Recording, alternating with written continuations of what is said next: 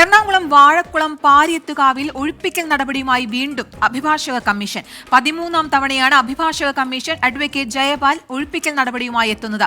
പ്രദേശത്ത് പ്രതിഷേധവുമായി നാട്ടുകാർ. നിതിൻ അംബുജനുണ്ട് കൊച്ചിയിൽ നിന്ന് വിശദാംശങ്ങളുമായി. നിതിൻ, ഇന്നും വലിയ തരത്തിലുള്ള പ്രതിഷേധമാണോ അവിടെ ഉണ്ടായത്? ഒഴിപ്പിക്കൽ നടപടി ഏത് രീതിയിൽ ഏതുവരെ എത്തി നിൽക്കുന്നു? കീർത്തന, വലിയ പ്രതിഷേധമാണ് ഇപ്പോഴും വാഴക്കുളത്ത് ഉണ്ടായിരിക്കുന്നത്. നമുക്ക് ദൃശ്യങ്ങൾ തന്നെ കാണാം. പ്രതികൂല കാലാവസ്ഥയാണ്, മഴയുണ്ട്. പക്ഷേ അതിനെയും അവഗണിച്ചുകൊണ്ട് പ്രതിഷേധക്കാർ ഇവിടെ ശക്തമായി തന്നെ നിലയുറപ്പിച്ചിരിക്കുകയാണ്. സ്ത്രീകളും കുട്ടികളും അടക്കം നിരവധി പേർ പോലീസിന് മുഖാമുഖം നിൽക്കുന്നുണ്ട്. നമുക്ക് ദൃശ്യങ്ങൾ തന്നെ കാണാം. ഇവിടെ അഭിഭാഷക കമ്മീഷനുമുണ്ട്.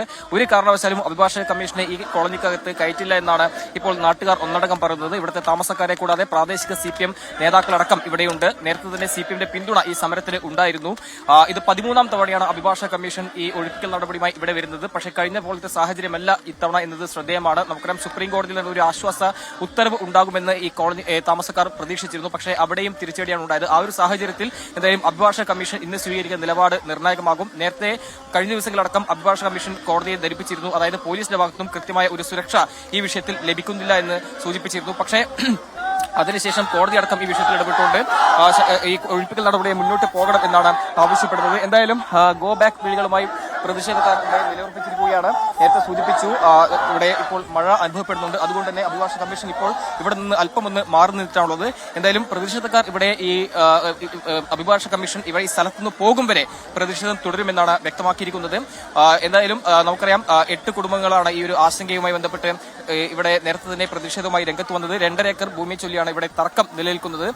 കീഴ്ക്കോടതിയിലടക്കം ആദ്യഘട്ടത്തിൽ ഈ താമസിക്കുന്ന ആളുകൾക്ക് അനുകൂലമായ വിധി ഉണ്ടായിരുന്നു. പക്ഷെ പിന്നീട് ഇതുമായി ബന്ധപ്പെട്ട 1985 ഈ സ്വകാര്യ വ്യക്തി ഇതുമായി ബന്ധപ്പെട്ട ആധാരം കോടതിയിൽ നൽകിയിരുന്നു. അതിനുശേഷം പിന്നീടുണ്ടായ കോടതി വ്യവഹാരങ്ങളടക്കം ഈ താമസക്കാർക്ക് പ്രതികൂലമായ ഒരു ഉത്തരവാണ് ഉണ്ടായത്. എന്തായാലും ഇപ്പോൾ കോടതിയിലടക്കം ഈ തിരിച്ചടി ഉണ്ടായ സാഹചര്യത്തിൽ ഇവർക്ക് ഇടപെടൽ ഉണ്ടാകുന്നു. അഭിഭാഷക കമ്മീഷൻ അവിടെ പലതവണ വരുന്നു. എന്നിട്ടും ഈ പ്രശ്നത്തിൽ ഒരു സമവായത്തിലേക്ക് എത്താൻ സാധിക്കാത്തത് എന്തുകൊണ്ടാണ്? അത്തരം ശ്രമങ്ങൾ ഏത് തരത്തിലാണ്? സമവായത്തിലെത്താനുള്ള ചർച്ചകൾ നടത്തണമെന്ന ആവശ്യം ഈ പ്രതിഷേധക്കാർ നേരത്തെ മുന്നോട്ട് വയ്ക്കുന്നുണ്ട്. പക്ഷേ ഈ വിഷയത്തിൽ ഏത് നിലയിൽ മുന്നോട്ട് പോകാൻ പറ്റുമെന്നൊരു ചോദ്യം എന്തായാലും ഉയരുന്നുണ്ട്. സാങ്കേതിക നടപടികൾക്കപ്പുറം ഒരു മാനുഷിക പരിഗണന ഈ കുടുംബങ്ങൾക്ക് നൽകണമെന്നാണ് ഇപ്പോൾ ഇവരെ ആവശ്യപ്പെടുന്നത്. നമുക്കറിയാം, ഇത് വർഷങ്ങൾക്ക് മുമ്പുള്ള ഒരു ഒരു വിഷയമാണ്. മാത്രമല്ല, വർഷങ്ങൾക്ക് മുമ്പ് നടന്ന കോടതി വ്യവഹാരമാണ്.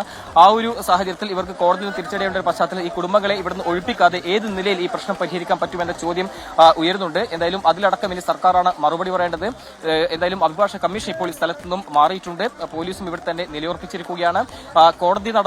കോടതിയുടെ ഈ ഒരു ഉത്തരവിന്റെ പശ്ചാത്തലത്തിൽ ഈ ഒഴിപ്പിക്കൽ നടപടി മുന്നോട്ട് പോകും എന്ന് ആവർത്തിക്കുകയാണ് അഭിഭാഷക കമ്മീഷൻ. പക്ഷേ ഏത് വിധേനയും തടയുമെന്ന് പ്രഖ്യാപിച്ചുകൊണ്ട് ഈ സമരക്കാരും ഇവിടെ നിലയുറപ്പിച്ചിട്ടുണ്ട്. ശരി, നിതിൻ അംബുജനാണ് വിവരങ്ങൾ നൽകിയത്. മുൻപും കഴിഞ്ഞ ദിവസവും അഭിഭാഷക കമ്മീഷൻ ഇവിടെ എത്തിയതാണ്. 13 തവണയാണ് അഭിഭാഷക കമ്മീഷൻ അവിടെ എത്തിയത്. പക്ഷേ എന്നിട്ടും സമരത്തിൽ യാതൊരു തരത്തിലുള്ള അല്ലെങ്കിൽ പ്രതിഷേധത്തിൽ യാതൊരു തരത്തിലുമുള്ള വിട്ടുവീഴ്ചയില്ലാതെ തന്നെ നാട്ടുകാർ കനത്ത പ്രതിഷേധവുമായി രംഗത്ത് വരുന്നതാണ് നമ്മൾ കാണുന്നത്.